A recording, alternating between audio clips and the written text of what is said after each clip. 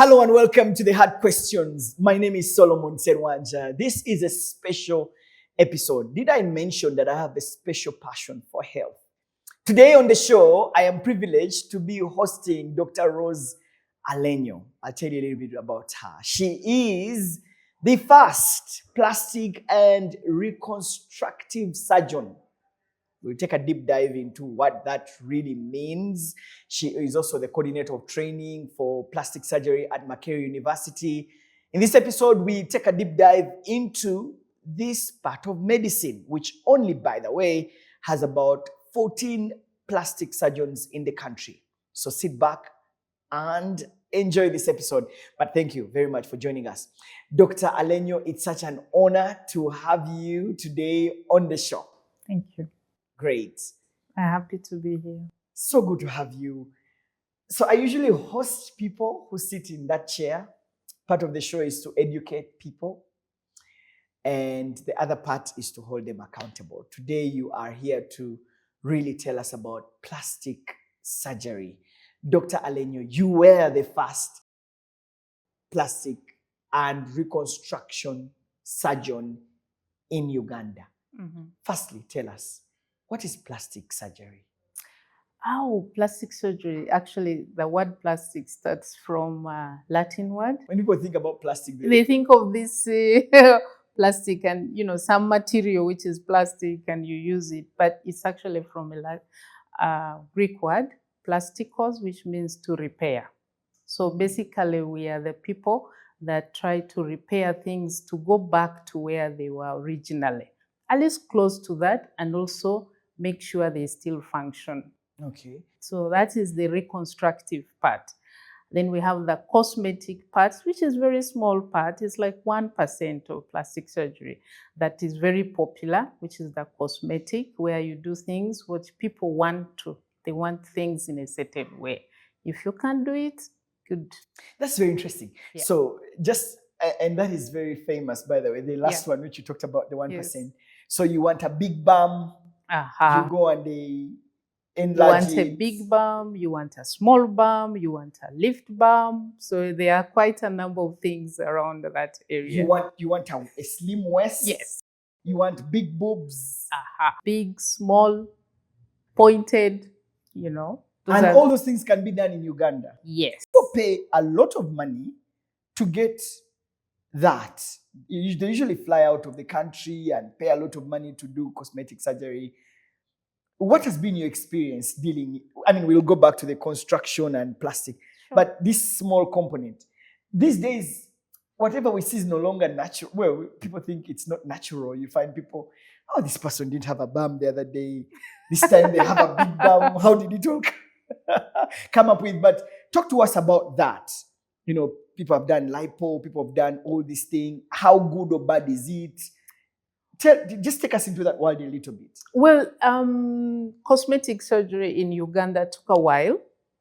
And, people were traveling to many countries, India, Turkey, which is of recent, Nairobi, for those who can't afford to travel very far. And of course, also we started the capacity slowly. Because I am not the first plastic surgeon, but I'm the first female. There are about 3 or 4 people that are male before me, and they were so busy doing reconstructive, doing repair, that they didn't have time to spread a bit and do cosmetic surgery. So there was no information about cosmetic surgery in the country, and we are not allowed usually to advertise, but social media has changed that a bit now. And then people watch about cosmetic surgery on screens, and the screens are showing white people doing it. So they can't figure out that even a black doctor can do that. And worst of all, in Uganda, and it is portrayed as a very expensive procedure. So it's definitely, even when we do it here, it's for higher level people. So information that they have is to go abroad. But we have a class of people that are beginning to know that it can actually be done here. And surprisingly, people are more happy to pay a lot of money abroad than to pay us that money. Because if they had translated that money to pay us here, I will be really rich. But when they come back here, they still go with that mindset. If it can be done in Uganda, then it should be cheaper, which is true, because then you don't have to pay air ticket. You don't have to pay accommodation. You have your doctor very close to follow up with you.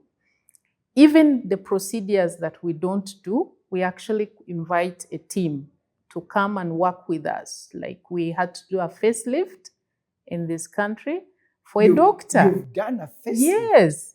And we had to invite a lead surgeon from out to come on that same cost. So it means that we understand the procedure and then we can follow up and we can handle emergencies that will come with these procedures. Wow. That brings me to the question you're asking, the risk involved. Of course, surgery has a risk. There is risk of anesthesia. There is risk of procedure going wrong. Let's go there. Yes. Walk with us from, this person thinks, okay, I want to have a bigger bum. Yes. What happens? They come to you, then, how is the process like until recovery? Well, there are two types of people that come for the bum procedure. In this country, we've used quinine for a very long time to treat malaria. When you inject quinine in the buttocks, for some people, it does affect the it's called, yes, on top of the muscle, and everything crumbles up. So you find these people with pulled up, very deep depressions everywhere into the bums. So majority of the people actually have that, and that is a disease. That is a complication of a drug. So they will tell you, I want to do bum enlargement, but you go there and find actually they have that problem. So quinine ideally is supposed to be given in the veins, not in the muscle, but it's also acceptable to be given in the muscle, but for some reason, some people will react to it. So most of the people that come for bum surgery, they fall into that category. And they have lost their self-esteem. Exactly. Some of them cannot wear clothes. Some of them have difficulties walking because the muscle is so tight behind and they just can't walk. Some of them have a lot of pain. Some of them completely have no bum and they have to wear artificial. So when we are talking about bum in Africa, it's got a different angle to it. There are very few patients that will come to make it big. So I'm going to talk for those that really want to make it big. Now, those that want to make it big, you either use your own body tissue or you use a material that is silicone where already it's shaped. It's either oval or round, and you can choose the size you want. Okay?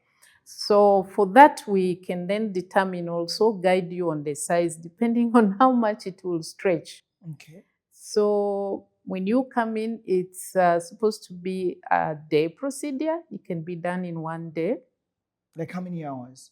The procedure probably take 2 to 3 hours. Okay. To create the pocket where you will insert. If you're using silicone, for example, if you already have a material, an implant that you want to put to enlarge, so you just create a pocket for it and slide it in. Okay. And but just before we get into that, yeah, Doc, do we have facilities, state-of-the-art facilities where this kind of surgery can be done? It's not a rocket science. The facility is mostly the brain of the doctor. So the safety of anesthesia that we have to carry the procedure now will also be used for that. Interesting. So the only difference is that this is a patient, somebody who is not sick. So you are more worried for anything to happen. So you have to have a full safety team, because if somebody is sick, you can say, okay, maybe the disease had to do this, but if they came in, you have to make sure that everything is checked, their heart, their liver, everything. And we've grown into increasing what we check, because sometimes people don't remember that they had a problem, which if you put them under long procedures, you'll activate that problem. So you have to do extensive tests for safety. Okay, great. Let's go back to where you left me.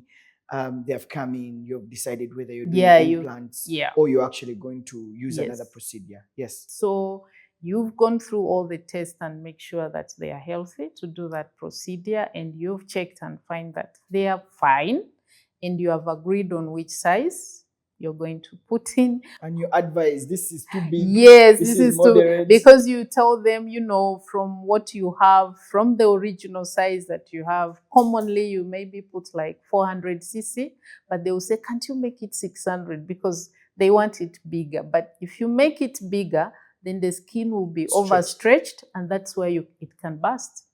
Wow. Yes, so you have to satisfy the client, but also stay scientific. Okay. And to balance this sometimes is a challenge, especially if the client is high profile and has come when he has read on the internet, and you say, I can put this amount. They do not look at themselves. They now look at what is being portrayed on the TikTok or on the screen. Anyway, when we put it in, we close it in, and we have to monitor, because initially it's like injury. So there's swelling. Yes, so there's swelling, there's pain, there's some bit of discomfort. So, but these can be well controlled and well managed, and they can go home. Of course, now you have to advise them to be cautious, because it can burst. If you fell, I can imagine if you fell on it, because it's jelly-like inside. You have a solid and jelly. The jelly one makes it look natural. So, but it also has the risk of the capsule rupturing. So they have to be careful with that. Yeah, and that's what what I was going through after surgery. You stitch them back, and they, the stitches are all done. What do you advise your clients to take care of that?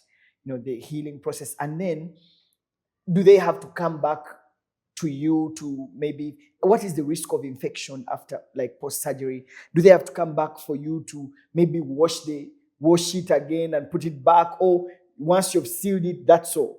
It's reusable. So if there is a problem, you take precautions for them not to get infections. So we keep it clean, keep the area clean, avoid contaminating that area. And of course, you have an incision that you've cut to push it in. So that is a risk for infection. But you have to give them things that will protect them from that. In case infection comes, it has to come out immediately. Yes, and because then it's a foreign body and infections go fast. So it's not very common for them to get infections though, but they can also get hematoma. Blood can fill in and expand. So you keep an eye for all these. And that's why it's better for them to do it when there is somebody there that they can call any time of the night. Because if you pulled it out, then you allow it to heal, everything settles, then you go back and do it. Yeah. And some of these silicone types, which are now probably being pulled off the market, have got a little risk of forming cancers, but it's a specific type that I think now, especially the ones that have been used in the breast. I've not had any report, but the ones which are being used in the breast, there's a type that has a risk of forming a type of cancer. So any reaction, any pain that comes in after everything is done, should check in with your treating physician or the surgeon. Should the surgery go successful, everything is normal, like it's natural, everything looks okay? Yeah.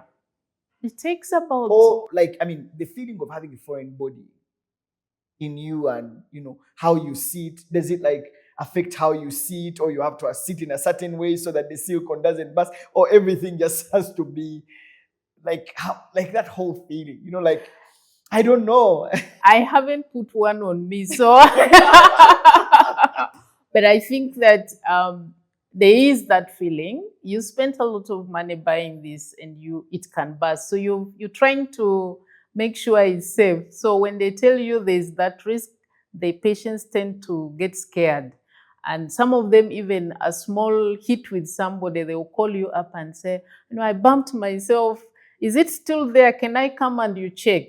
But with time, they forget. With time, it becomes natural. The weight you put in to sit is safe. you can sit and Yes. stand up and don't worry that Yes, it will get you out. can. And the smaller the reasonable size it is, the more natural it feels. Wow. Yeah, because there are some people who are born when they are really, really flat and they can't, whatever cloth they wear, it really doesn't work out. Yeah, and when you put just a small implant inside, it's amazing result. Well, I don't know, but it's... But Doc, let's talk about let me stay a little bit with that section. So firstly, you've told us it can be done in Uganda. Yes. It is also somewhat affordable. Probably it's 10% of what they pay when they go out. Because most of the surgeons will charge between probably 10 $10,000 to 15,000, million Ugandan shilling as a professional fee, but the implants probably will cost another maybe 10 or 15 million. So you end up with About 20 to 30 million shillings, which is less than $10,000. But if you travel out, it's $50,000 or 30. I hear Turkey is trying to calm down the price. I think they realize we are now building capacity and starting to do things. And Doc, you just mentioned that you're about 14 plastic surgeons in Uganda who can carry out a successful cosmetic surgery. Most of us do practice cosmetic surgery. And I think all of us, even the trainees that we are training, we are encouraging them to pick on the leave for cosmetic surgery. So we now are trained and we've also now examining cosmetic surgery. It's interesting. There's also this one of using people like fat from elsewhere. Tell me about that. Is it called the lipo or something? That's the popular one. It's called BBL. I think everybody. It's a Brazilian butt lift. It's called the Brazilian butt lift. Yeah. Tell us about it. Brazilian butt lift is a natural way of enlarging the butt. So you use your fat. So the most common site that we harvest the fat is the lower abdomen, part of the thigh, from the arm, from the back, wherever fat has folded in. And then we process that fat. And after processing it, then we introduce it just above the muscle. You don't put it inside the muscle.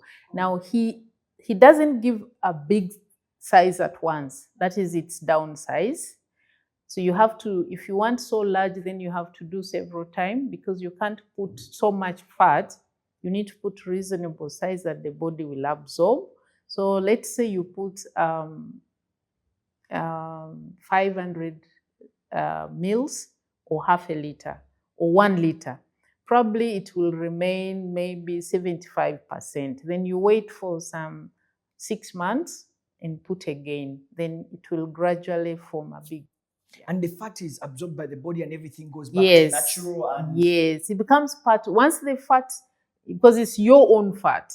So the body can't reject it. Exactly. It's your own fat. We can't get my fat to you because it has got so many receptors.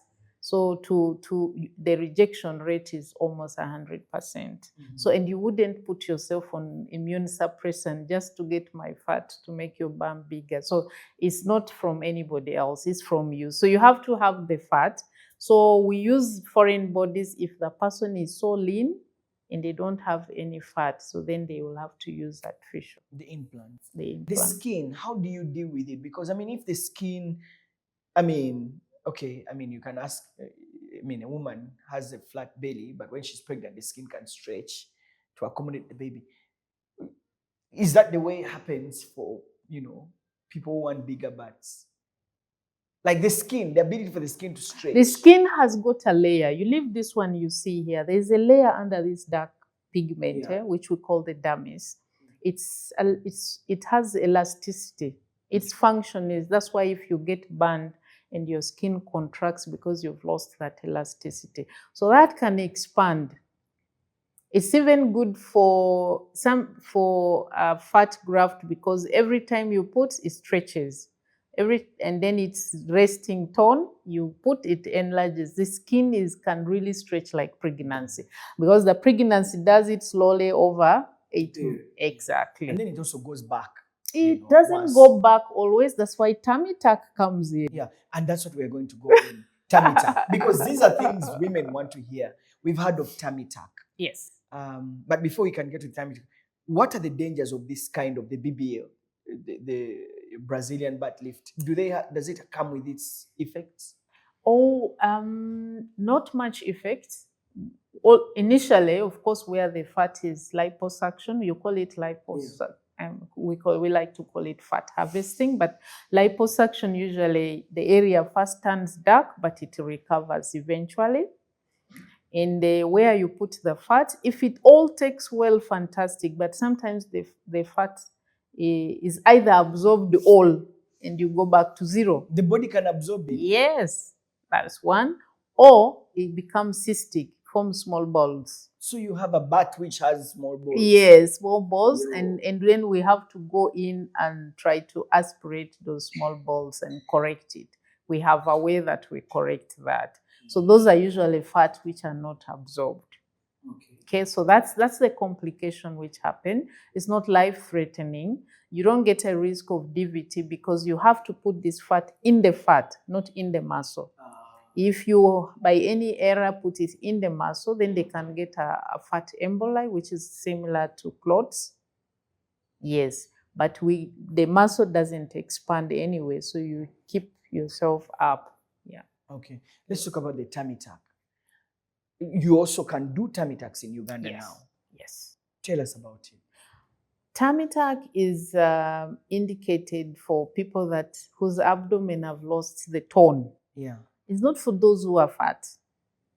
Because when people see the stomach big, they say you better go for tummy tuck. It will not be possible. That's probably liposuction and all that, but you have to lose weight. So if somebody has lost tone, maybe if after pregnancy, anything that increases pressure there, commonly it is pregnancy. Yeah, but also even as men, Yes. I mean, you find fat people, but they've gone to the gym and they have, Yes. they have toned down, Yes. but then they have that extra fat that they can't deal away with. So there are three layers. There's the inner layer, which is the fat, the rectus or the fascia. If you see meat cut, you see on top of the meat there is a white thing. Yeah. So that's, we have a very thick one in front here to make sure our stomach stays this way. So it's stretched. When you gain weight, the fat pulls on this rectus or this sheath, so it becomes loose. And pregnancy does the same. So whether men or women, the mechanism is different. Even women, some is from the fat, not necessarily the pregnancy.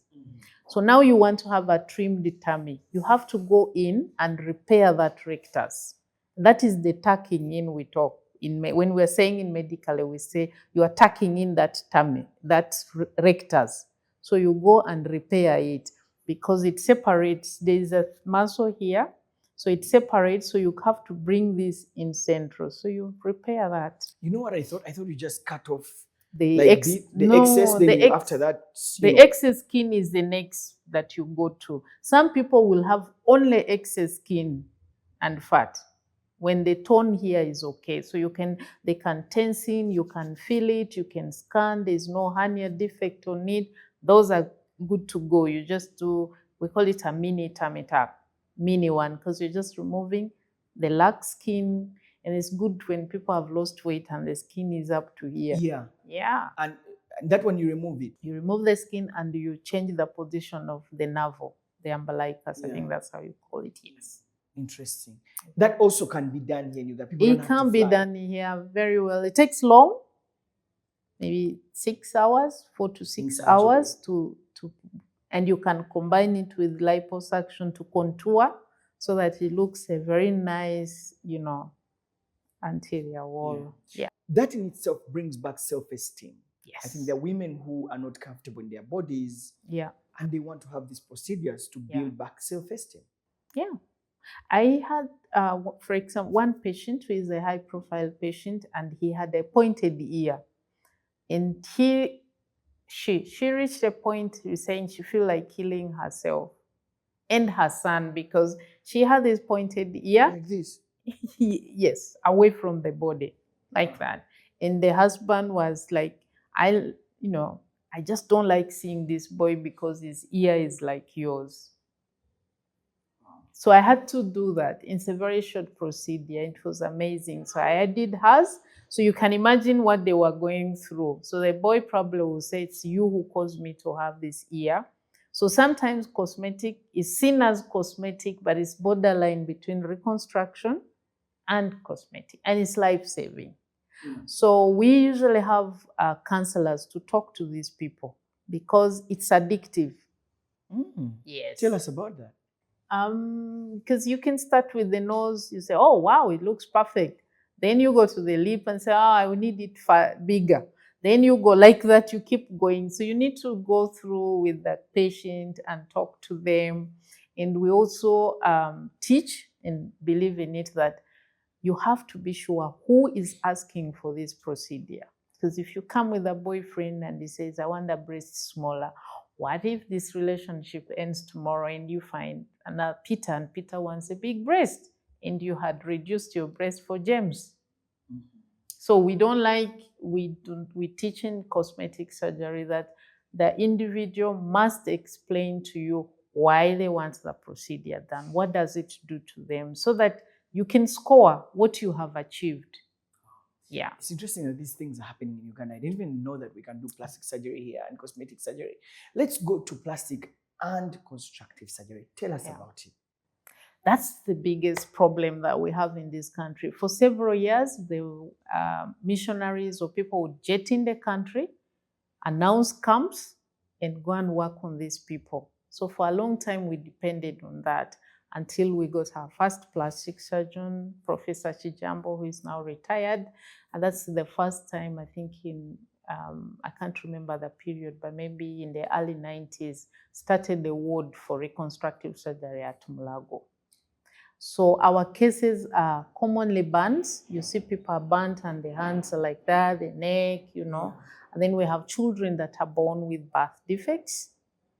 And then we have tumors or cancers that you call them, maybe so big that the surgeon wants to remove but is confused how they are going to cover that area. So that's where a plastic surgeon comes in. So because of our presence, people can remove maybe a whole anterior ribs and chest and pull them away.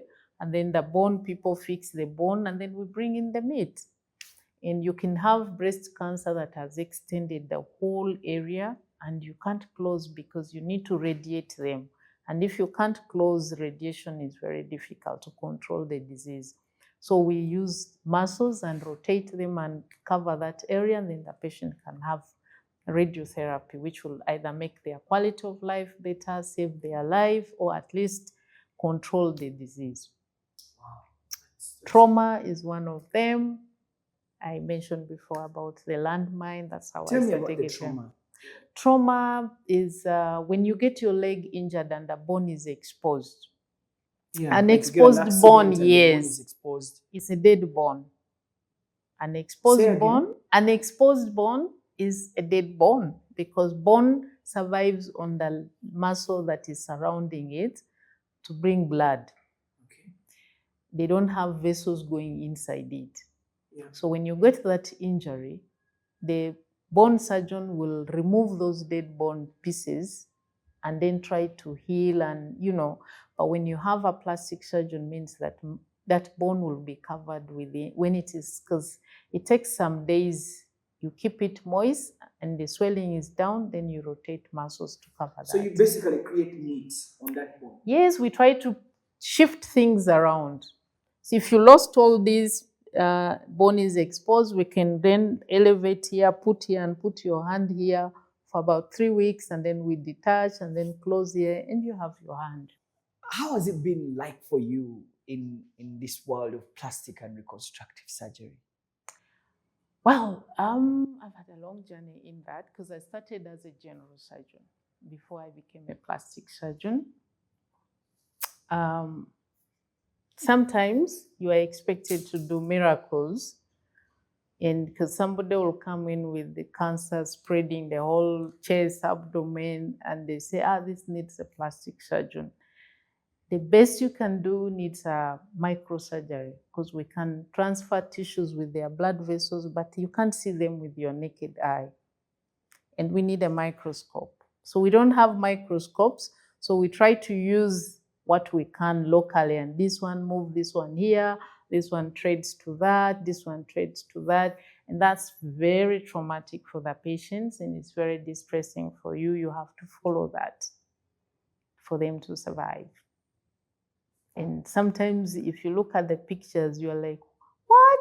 This is worse than people who are clobbering people at night. Because, like this morning, I was seeing a lady that had extensive breast cancer on the chest wall. So removed from behind, we put it's not enough, and we had to cut the whole abdomen from this side and shift it to this side. She was so happy, gave me a hug, and I'm like, oh my God, I wish, You knew what I was doing. I knew what was happening. And the process. Yes, but if we had a microscope, probably would do one procedure. So wait, so you had to recreate her breast back? No. Now, she has the extensive chest wall, so you can't recreate her breast back until she has recovered. When she recovers, then you can make her breast. And to make the breast, if you have a microscope, it's easier. If you don't have a microscope, it means you have to get tissues to hang on a blood somewhere. So we tend to use this lower part, can make two breasts of good size. This fat down. Turn it up, or we can use the muscles and fat on the back, turn it this way, can make a small size. Yeah. So we do that a year after the treatment for cancer, at least. You were talking to us about the microscope. What do you mean, microscope? We have Yes, they are not, but they are large microscope that can make a thread look like a pipe when you're looking into the microscope. So you can, for example, if this finger is chopped off, okay, and we get it within 2 hours, like if now my finger is chopped off, and you carry it and run to you the need the ice.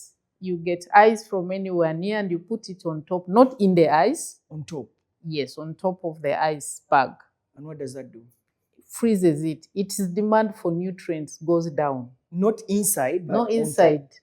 So if you have a pack, you just put that pack in the cavera and then put that finger in, or even the private part, the penis, you can put that and hold to the hospital.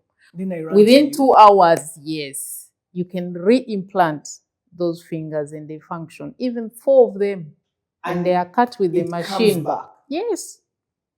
Regrows. And the vessels that connect here, there are 2. Okay, but they are the size of a very tiny thread. When you're looking here, you can't see them, but when under the microscope, you are able to join them with the very tiny stitch that you can't see with the naked eye. So you get somebody functioning back. Or if I lost this thumb in an accident, you can transfer my toe and replace it here. And then I have a complete hand. And it still functions. Exactly. And gets messages from the brain. And yes, because the brain just needs the structure there. Okay, so that needs a microscope. We try using loupes, the magnifying lenses, but they are not as good as a microscope. Then the microscope has a screen, so the students can watch what you're doing, or even your assistant can look there, or you can operate using the screen without, here. So those are challenges that we have. And then also our numbers are few. And the need is vast. And many people think of us as cosmetics as opposed to reconstructive, because also burns is under us. By the plastic surgeons. And that's where I wanted to take you. Of course, you mentioned that you're about 14 reconstructive surgeons in Uganda, across the entire country. And many of you are in Mulago. Or you're going into private practice? No, 2 of us probably. There's one at Cancer Institute now. We have 2 in Chirudo. Then we have 1 in Mulago. Then the rest are in private practice, in private hospitals. Wow. Yeah. Let's talk about the burns, because it usually affects so many people. The skin is literally burnt beyond reconstruction, and you do the magic and reconstruct it. Talk to us about that. Burns is something that we take lightly until you're burnt. And the best treatment for burns is prevention, which we don't talk about very easily. Please don't get burnt. Yes. So That's why in Uganda, severe burns is about 80% of our patients die. 80% of Of patients. severe. Severe means those who have from 30% and above. And so how do you help them as plastic surgeons? One, they report late because they first go round. And burns is a disease that is, you have to be within the next 2 hours or within 24 hours. You have to make sure you are ahead of the body, because when you get burnt, the kidney is the first to feel it, because it's supposed to regulate water. So if you're losing water through the skin, the kidney then realizes in a few hours that, wait a minute, something is not right. Then it starts to shut down so that it preserves the brain to function. And once it shuts down, you can't be alive also. So what we do is, if they report to us early, is to keep the fluid running, keep drinking, keep adding, so that the kidney keeps functioning at its peak. So that's what we call resuscitation, is to keep fluids up. Then the skin comes in later. We've been joining the organ transplant group because we need skin. It means that we can harvest skin from me. If I die, you can harvest skin, keep that for 5 years in the bank. So we have a skin bank that will save somebody else's life, because once you cover with a skin bank, with the skin, then the person is not losing water, is not having infection, pain is controlled, protein loss is controlled.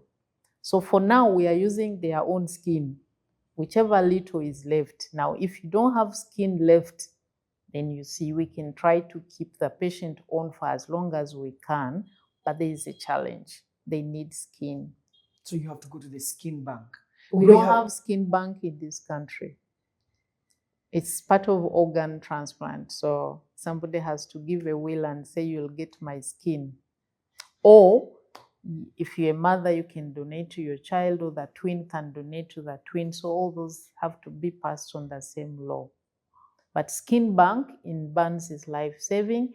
It's cheaper because the developed world use pig skin also. From the manufacturers, they have piglets or pigs that do not have hair like our pigs. They are hairless. So they harvest that and they use that. But there are also some centers that still, my first time in Johns Hopkins, I was shocked to see a black man's skin being put on a white man. I was like, oh, but skin bank is very helpful. So you're saying that we need to have a skin bank? Yes, we need to have a skin bank. It will improve on how much we save. We need an intensive care unit, because when you are severely burnt, it means you have to be in ICU, intubated, so that your body demand is decreased until the inflammation phase is down, and then you start working on you. So we need those two things to save a certain category of people.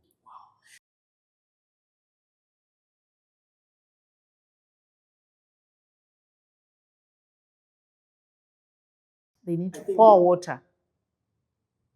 To pour water for 10 to 20 minutes without stopping. It will reduce how deep the burn goes. It will reduce how much it spreads.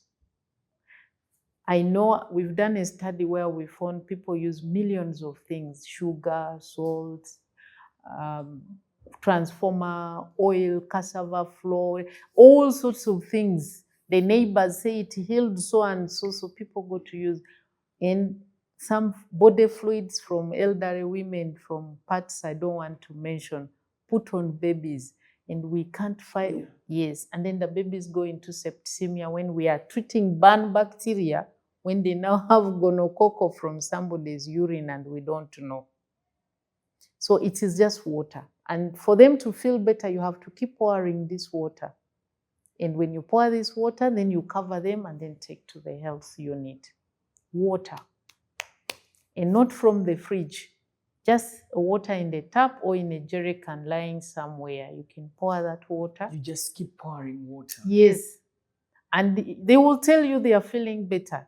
They will tell you they are feeling better. Because I think you've ever tried a small burn, you run to the tap and put. Yeah, I'm actually a chef at my home. So oftentimes when you're cooking, oil drops on your hand, and the first thing is put running water. Exactly. But when somebody gets burnt where you're there, you're going to rush for sugar. Something in the brain changes. Sugar will make them lose more water from the body. In other words, you are killing them faster than they should have gone. So it's just water. Whether it's chemicals, if they poured it in the eye, you have to irrigate the eye, because the people who pour acid target the eye. So even when they pour on you acid, you have to keep water. Yes. There are very few burns that do not need water, but they don't happen in the public. They are in industries that may not need water, but 99.9% water. And get to a health facility as fast as you can. After the 20 minutes, yes. But if it is a smoke, you have to go, because the lungs get burnt and they start compromising breathing. So, Doc, what does the future of plastic surgery look like in Uganda? Also, people have been asking, can these things be done in public hospitals, or do they have to find new plastic surgeons in private facilities? And the amounts, there's all this thing about plastic surgery and reconstructive surgery. It's very expensive. That's what we know. Yeah. That's a hard one. That's a hard question. Nothing stops us from doing cosmetic surgery in the government hospitals, but priority. Already the supply, the resources that we have are not enough for people who are sick. So it's just morally not right for me to pick all this material, all these hours, and spend it on somebody who, for example, just want their nose smaller. And then here I have people aligning thousands with their wound, and they are in pain and they need these facilities.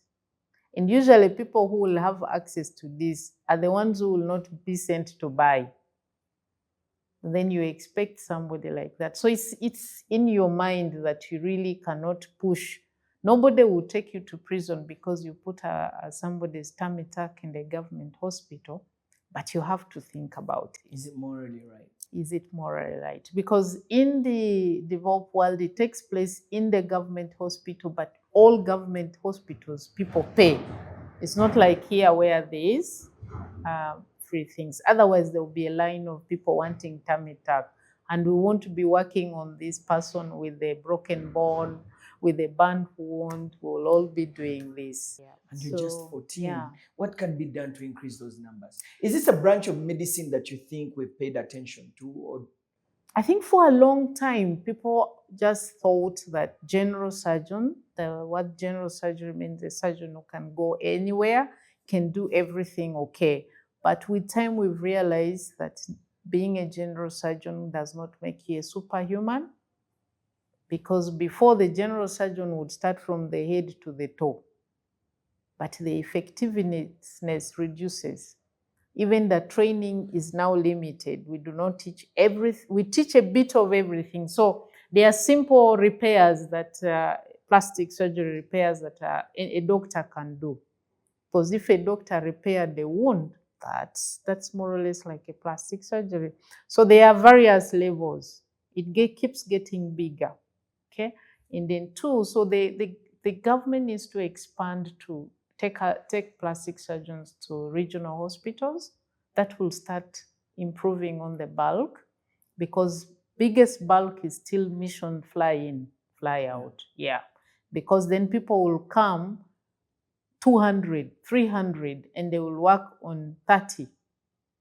For example, we did in Chirudo a hand camp last year, but we haven't finished. Every week we bring in 3 of those people, and we haven't finished them. But we are happy that the camp made them register. But this is just covering near areas.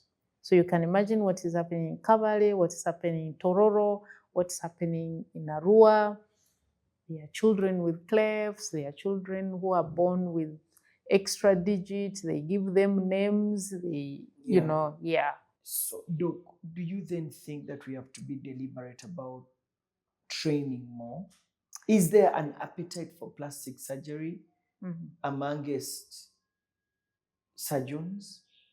Yeah. We have You training. know why I'm asking? Yeah. Because I Yeah.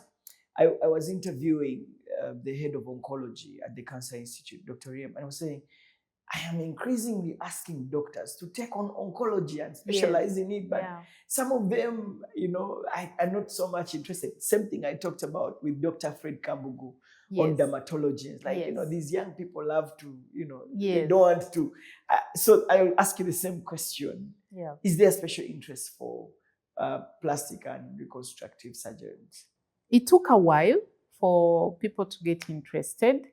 Because now we have training by the College of Surgeons. We have College of Surgeons for East, Central, and Southern Africa, of which I'm the current country, one of the current country representative. Our main office in Arusha, it has 14 member states, so we do training.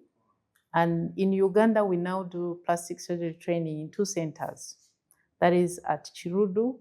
Chirudu Mulago is one center, and then at Kosu on Entebbe Road.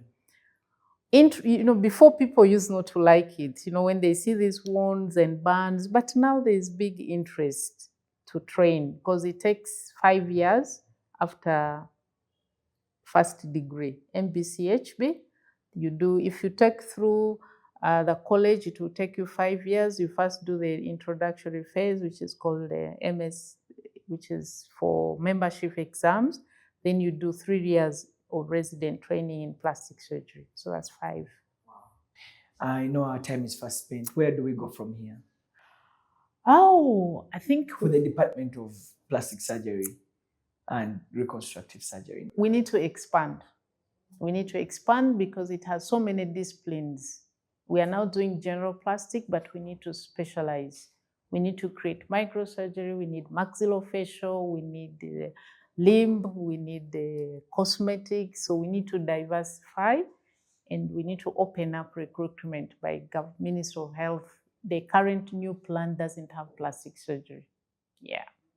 So we are trying to talk with them and explain how much it would make people's life better if we have a plastic surgeon. At least we start with the regional hospitals that will serve 50 million people.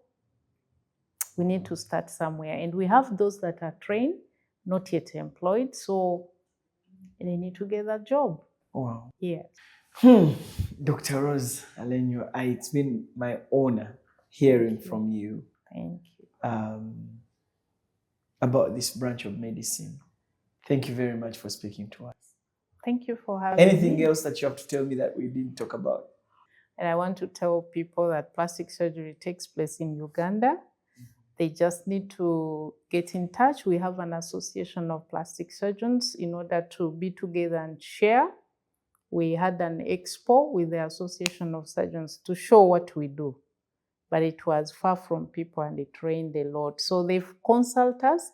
Even when they want to go out, we can guide them so that we follow them when they return and be able to help them recover better. Thank you very much, Dr. Rose Alenyo. Well, thank you for watching. I hope you learned a thing or two about plastic surgery, just to ensure that everything is clear. Plastic surgery happens in Uganda. You don't have to fly out. And I can share the contact of Dr. Rose Alenyo with you in case you want to reach out to her so that you can get that service. I hope you enjoyed the show. I'm Solomon Serwanja. Thank you for watching. They had questions.